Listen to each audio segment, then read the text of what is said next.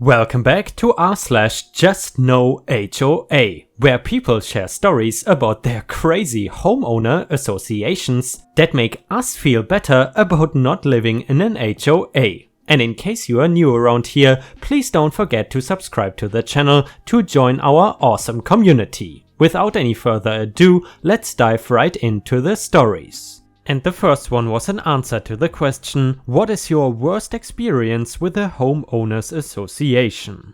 The builder used our HOA fees for himself and then tried to force us into using a scam property management company, let's call it DPM, with over 60 complaints and negative reviews all over the internet. I obviously had other plans. Here is the whole story and what you need to do in case this happens to you. So, on to the problem. Right before Christmas, all the homeowners in our development received letters from the builder. First, the letters contained financial statements for 2 years with a disclaimer from the accountant who basically said, "We did not see any receipts. The builder gave us these numbers and we made them look official." Second, as of February, the builder was transferring us to a property management company which happened to have over 60 reviews online and a total of 1.5 stars out of 5. It was featured on websites like the Better Business Bureau and Rip-Off Report. Third, we had 3 major issues: no time to wait, no place to hold a meeting, and no access to the HOA money. I texted a few neighbors, but most of them had not even read the letter yet. Nobody knew what to do. I assumed that if I came up with a strategy and broke it down into small steps, people would volunteer their assistance. That worked out perfectly. Now onto the strategy. Number 1, create a petition to stop the builder from transferring the management to DPM, setting up an email address for communication with the homeowners, creating a flyer educating them on the subject and asking them to send an email with their names and addresses if they wanted to join the petition. Sticking the flyers to all the houses and discussing the subject with all the neighbors who showed up outside. Creating a certified letter with the petition and a request to stop the turnover meeting. Then send it to the builder and the accountant. Also email the builder with the petition and a request to stop the transfer. Finding a copy of the CC&R manual and finding out what we need to form an HOA. Creating a board of directors and electing officers. Interviewing MGMT companies and obtaining competitive offers. A neighbor offered help putting up the flyers, another one found an alternative address for the builder that was not a PO box. A mom with 2 small children worked for a property management company and volunteered her knowledge. She was also essential in communicating with the builder, and without her I would have hit a brick wall and would have had to completely change my strategy. Finally, once we were close to victory, more neighbors stepped up and set up the HOA voting process using the email address and flyer strategy. The shady stuff the builder had done: he did not keep records of expenses, no receipts, no contracts. Second, instead of creating a reserve account, he paid himself a higher MGMT fee.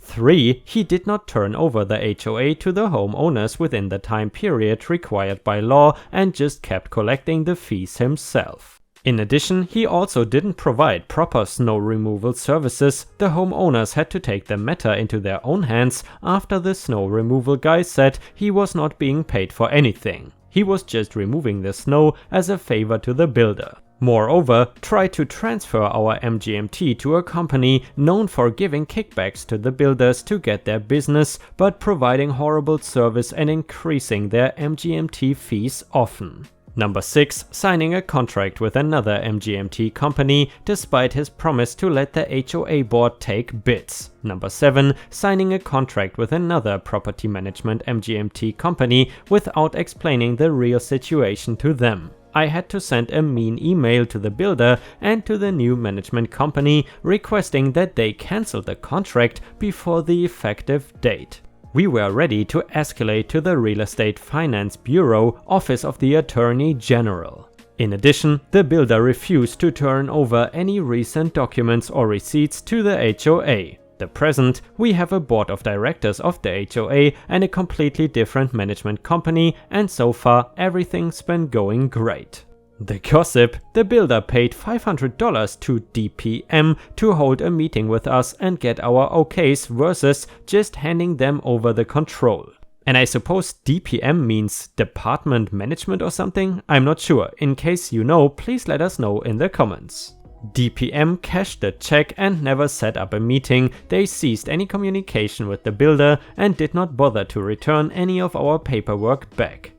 I found a person on the internet who'd had the second MGMT company for their community and eventually transitioned from them. I ended up chatting with them and got an idea of the issues we could expect. I was open to giving the new company a chance if we could decrease the duration of the contract to 1 year.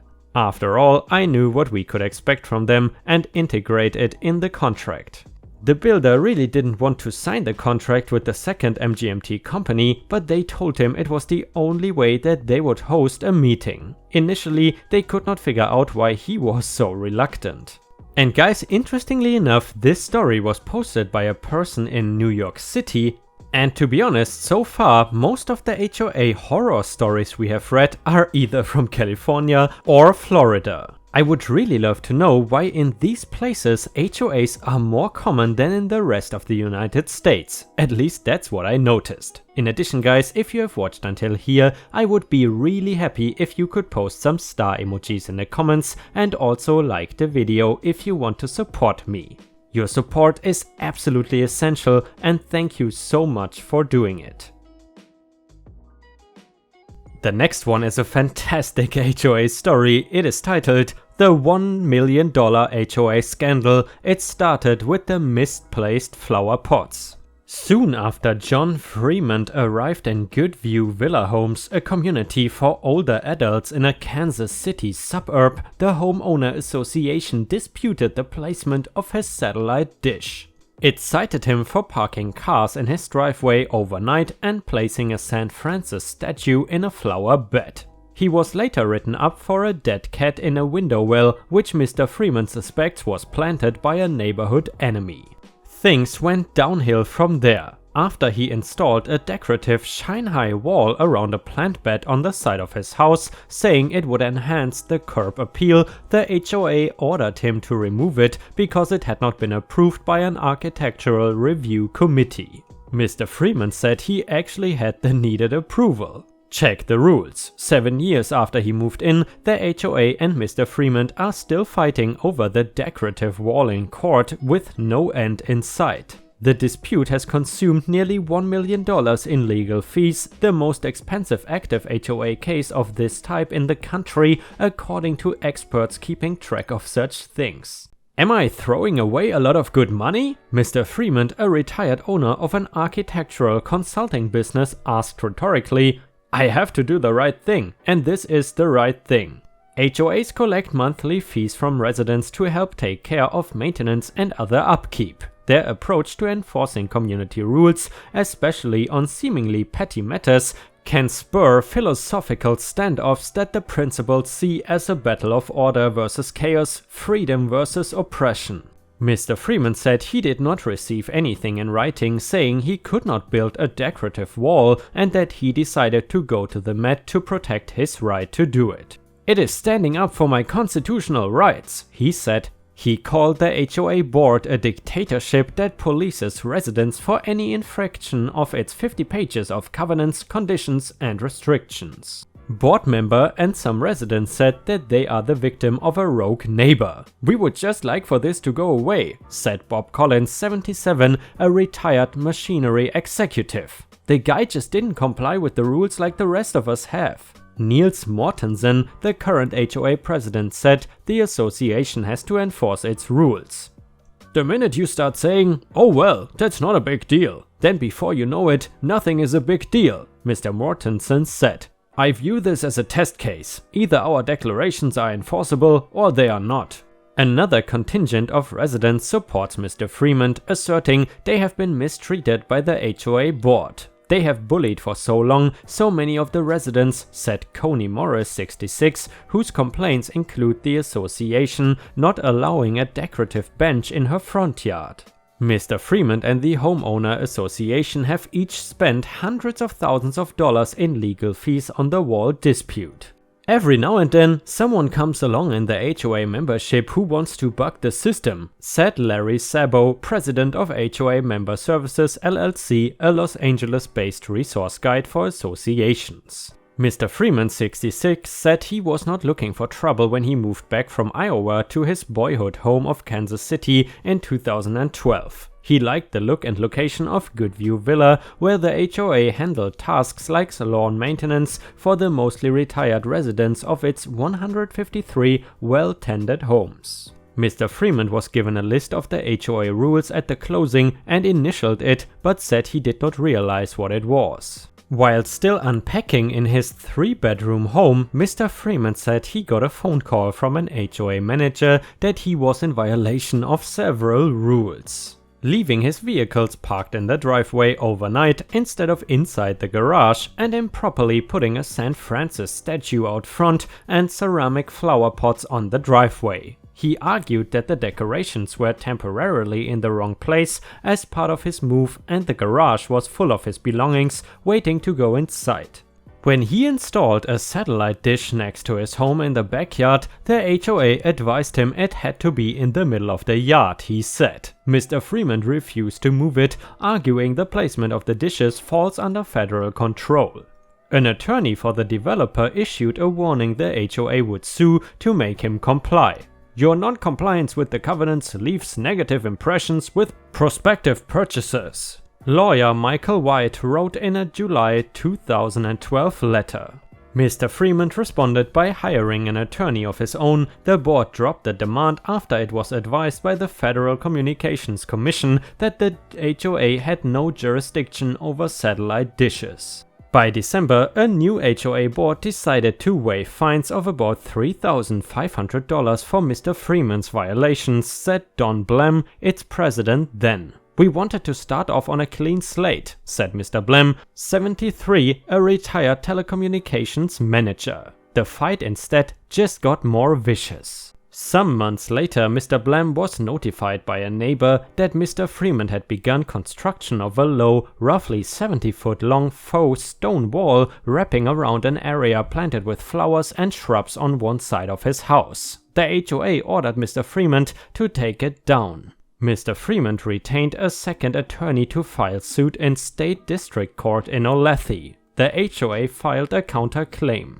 After a one-day trial, Judge Gerald Elliott in January 2014 ruled Mr. Freeman had not shown evidence his wall project was approved and ordered him to seek approval through an HOA-managed committee, which declined it.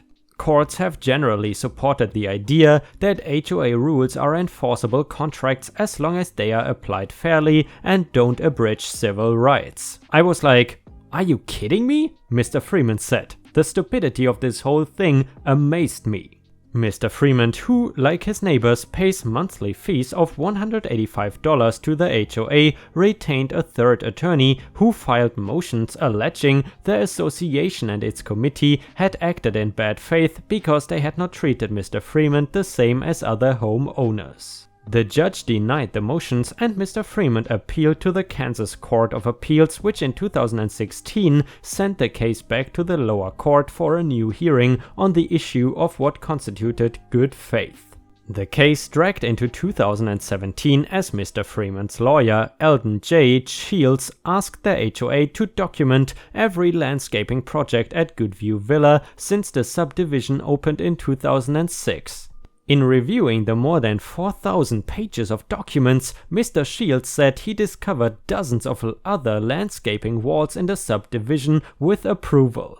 An attorney for the HOA, Lawrence L. Ferry, said many were not comparable because they were minor projects that consisted of limestone rocks lying in a mulch bed.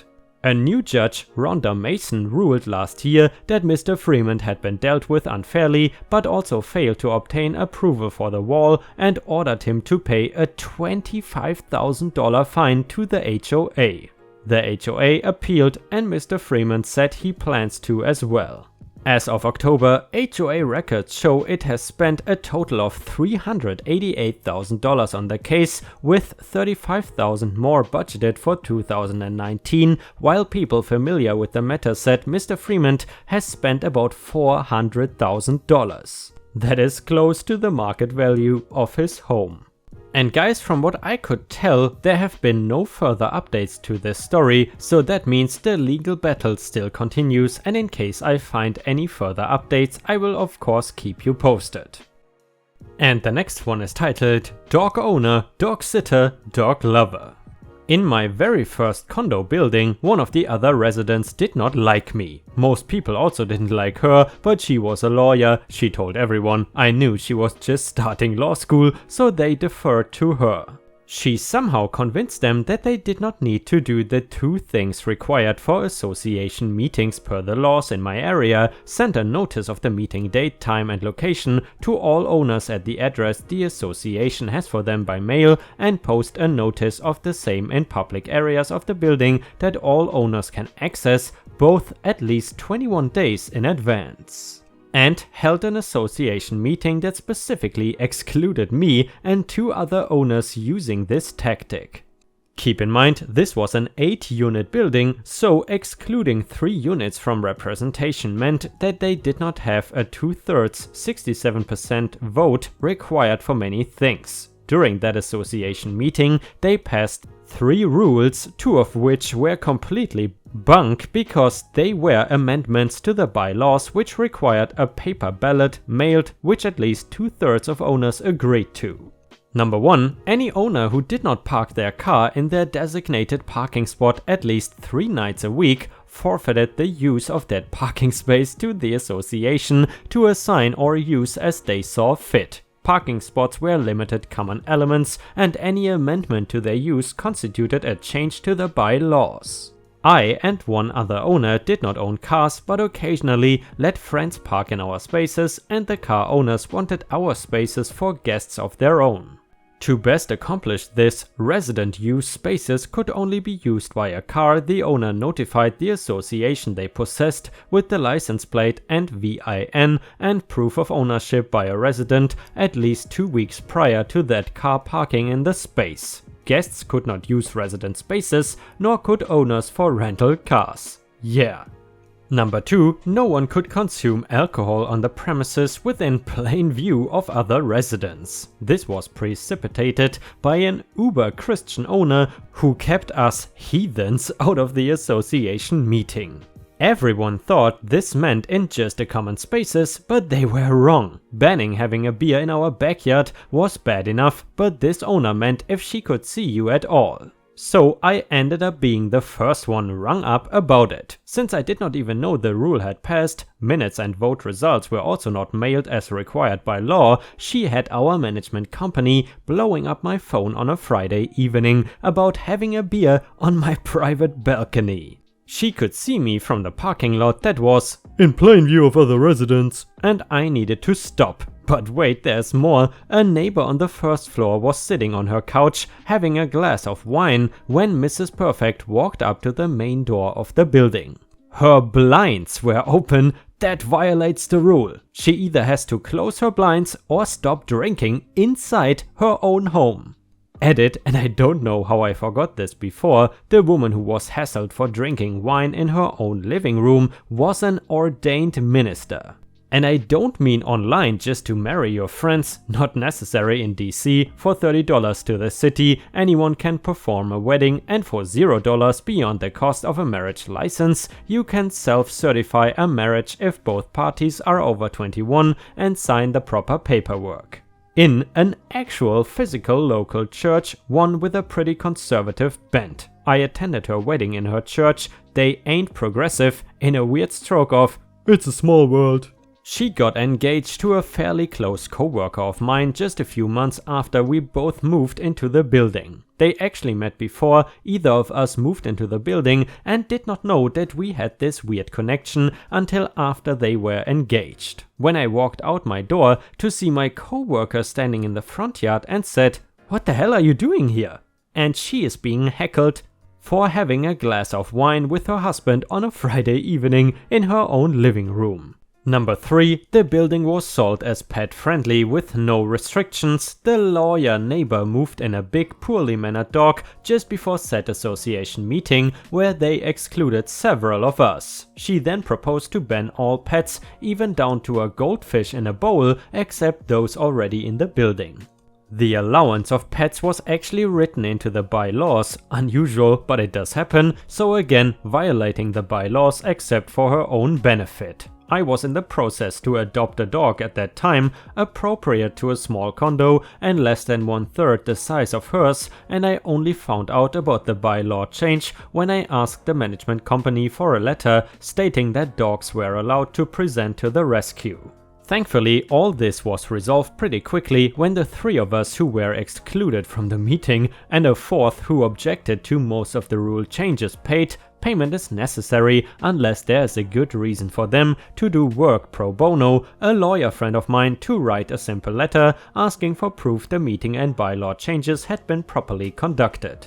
The lawyer girl sent a letter back saying without proof they had, but upon further insistence, the management company stepped in, said that the proof was not there, please don't sue, since they would be on the hook for not conducting the meeting properly, and asked for permission to redo the association meeting with proper notice in a proper place and with proper balloting for bylaw changes. So we agreed, all measures failed when properly voted upon, and the lawyer and Christian could only get revenge on us through disapproving stares and putting their units up for rent as soon as they could afford something else. You know guys, at this point I am really wondering why no one has done an HOA show on TV yet. I mean, obviously, at least I can tell by the views I got in the past that this is a topic that can be extremely popular.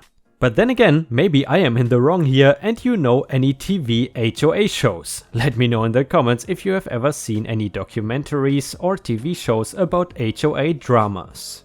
And guys, unfortunately we have already reached the end of the video. I hope you enjoyed today's stories, and if you haven't already, please also go to patreon.com/ripeyoutube where I upload exclusive Reddit videos starting at just $3 a month. This is a great way to support me in case you are interested, and the chance for me to become independent from YouTube revenue. Thank you so much for watching, please don't forget to subscribe and like the video, and I hope to see you again tomorrow.